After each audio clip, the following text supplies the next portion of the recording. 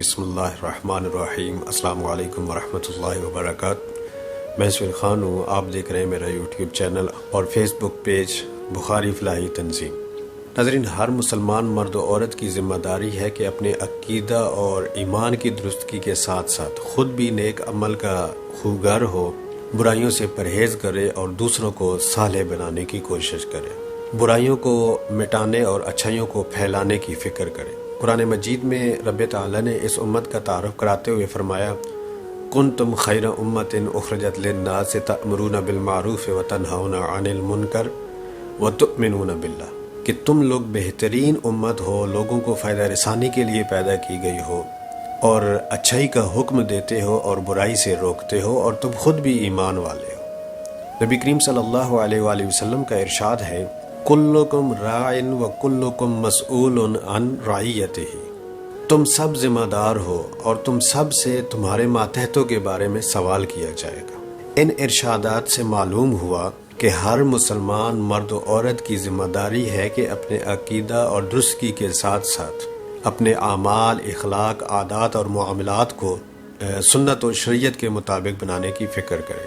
لیکن یاد رکھیں، صرف ایمان اور اعمال کی فکر کافی نہیں ہے، بلکہ درجہ بدرجہ اپنے اہل و عیال، اہل محلہ، اہل گاؤں، اہل شہر، بلکہ تمام لوگوں کو نیکی کے راستے پر لانے کی فکر کرے۔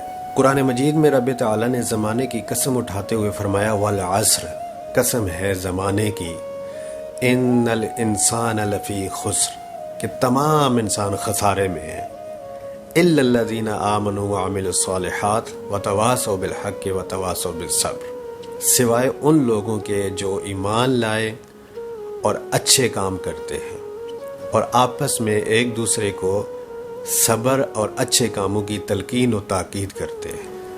رسول اللہ صلی اللہ علیہ وآلہ وسلم کا فرمان ہے، من رأى منکم فلیغیرہ بیدہ فإن لم یستطع فبلسانہ فإن لم یستطع فبقلبہ وذلک اضعف الایمان، یعنی تم میں سے جو شخص منکر یعنی غلط کام کو دیکھے تو اسے اپنے ہاتھ سے مٹائے، اگر اس کی طاقت نہ ہو تو اسے زبان سے روکے، اور اگر اس کی بھی استطاعت نہ ہو تو پھر دل میں کڑن پیدا ہو اور اس برائی کو ختم کرنے کی فکر کرے، اور یہی ایمان کا سب سے ادنا درجہ ہے۔ اور دوسری روایت میں ہے کہ رسول اللہ صلی اللہ علیہ وآلہ وسلم کا فرمان ہے کہ اس سے معمولی ایمان کا درجہ ہے ہی نہیں۔ اس وقت عام طور پر مسلم معاشرے کی جو صورتحال ہے وہ کسی سے پوشیدہ نہیں ہے۔ سب سے اہم عبادت نماز سے غفلت عام ہے۔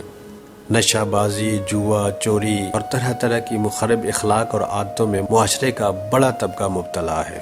شادی کے موقع پر فضول خرچی، جہیز جیسی لعنت اور فضول قسم کی رسومات سے ہمارا معاشرہ تباہ ہو رہا ہے۔ ملٹی میڈیا موبائل کے غلط استعمال سے ہمارے نوجوان بے حیائی اور فحاشی کا شکار ہو رہے ہیں۔ گھروں میں ایک دوسرے کے حقوق کی ادائیگی میں کوتاہی ہو رہی ہے، اور اس جیسی متعدد عملی اور اخلاقی خرابیوں میں معاشرہ تباہ ہو رہا ہے۔ ان حالات میں تمام مسلمانوں اور خاص طور پر ائمہ مساجد، متولیان مساجد اور برادری کے ذمہ دار افراد کی یہ ذمہ داری ہے کہ معاشرے کی اصلاح کے لیے خود بھی محنت کریں اور اس سلسلہ میں کی جانے والی کوششوں کے ساتھ عملی تعاون بھی پیش کریں۔ یہ بات بھی پیش نظر رہے کہ معاشرے کی اصلاح اور رسم و رواج کو ختم کرنے کی کوشش بہت قیمتی عمل ہے۔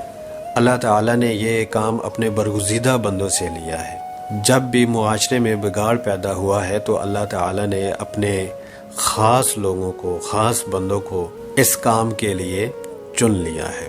اللہ تعالیٰ ہم سب کو نیکی کے عمل کرنے کی توفیق عطا فرمائے اور علاقے، گاؤں اور اپنے اہل و عیال کی اصلاح اور معاشرے کی اصلاح کرنے کی توفیق عطا فرمائے۔ اللہ تعالیٰ ہم سب کا حامی و ناصر۔